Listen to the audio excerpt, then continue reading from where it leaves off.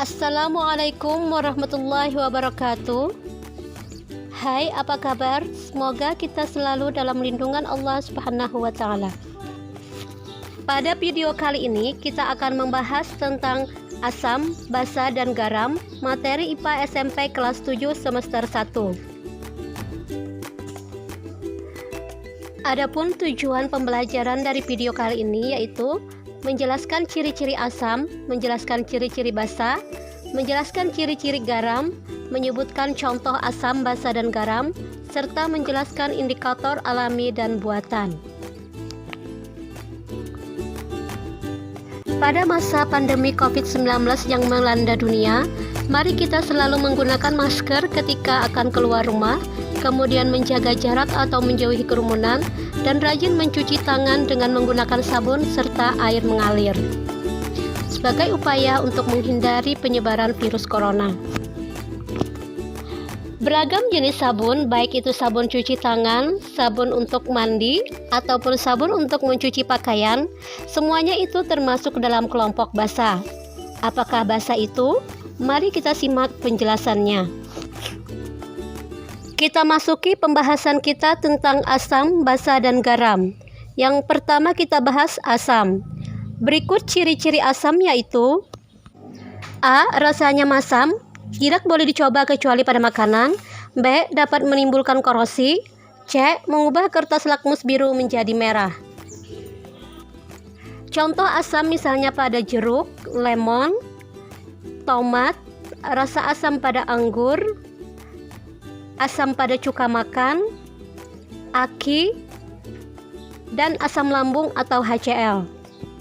Contoh asam yang merugikan adalah peristiwa hujan asam.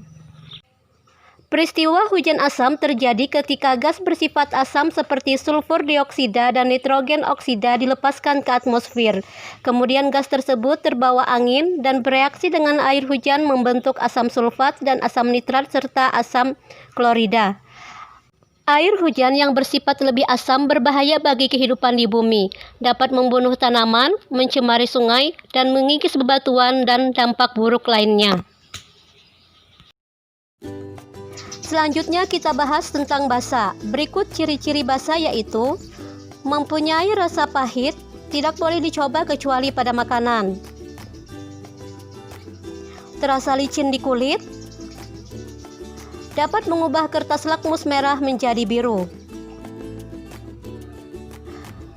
Asam ditambah basa akan menjadi netral, yang disebut dengan reaksi netralisasi. Penerapannya pada obat sakit MAH, ketika kondisi kadar asam lambung yang tinggi, maka obat MAH sebagai senyawa yang bersifat basa berfungsi untuk menetralkannya. Kemudian pada pengobatan akibat sengatan serangga, sebagian orang menggunakan pasta gigi yang mengandung alkalin untuk mengobati sengatan lembah dan menetralisir racun. Perlindungan terhadap kerusakan gigi. Masuknya makanan ke dalam mulut akan menurunkan pH mulut dan menjadi semakin asam, menyebabkan terjadinya erosi gigi dan demineralisasi, sehingga digunakan pasta gigi yang bersifat basa untuk menetralkan keasaman mulut. Selanjutnya pada pengolahan tanah pertanian. Tanah gambut memiliki pH yang asam. Untuk menetralkannya dengan pengapuran, yaitu memberikan kapur atau basa ke dalam tanah sehingga menjadi netral. Contoh basa yaitu berbagai jenis sabun, kemudian obat MAH, pasta gigi, sampo, kapur sirih, pupuk, dan lainnya. Selanjutnya garam. Bagaimana senyawa garam dapat terbentuk? Yaitu dari reaksi asam dan basa atau reaksi netralisasi. Pada reaksi ini akan dihasilkan garam dan air. Contoh yang terkenal yaitu adalah garam dapur atau NaCl. Asam klorida bereaksi dengan natrium hidroksida akan menghasilkan natrium klorida atau garam dan air. Manfaat garam misalnya dimanfaatkan di bidang industri pupuk, obat-obatan, pengolahan makanan, dan bahan pengawet. Selanjutnya kita bahas indikator asam basa, yaitu suatu senyawa yang dapat menunjukkan perubahan warna apabila bereaksi dengan asam atau basa. Indikator asam basa dibedakan menjadi indikator alami dan indikator buatan. Berikut penjelasannya. Indikator alami adalah indikator yang dibuat menggunakan ekstrak tumbuh-tumbuhan seperti bunga, umbi, kulit buah, juga daun-daun berwarna. Contoh indikator alami misalnya kunyit.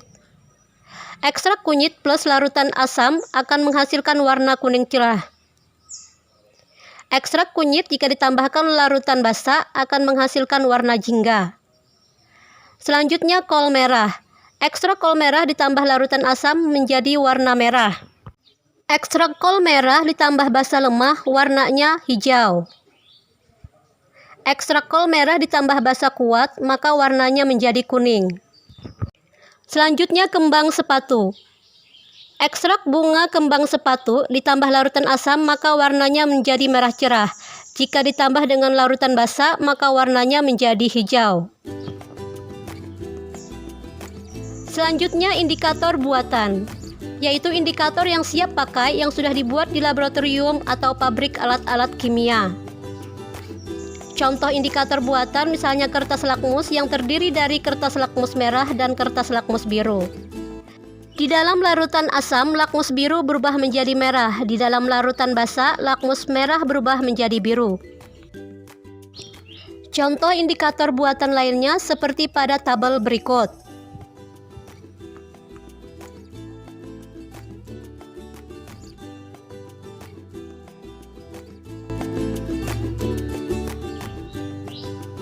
Demikian video pembelajaran kali ini, semoga bermanfaat dan terima kasih.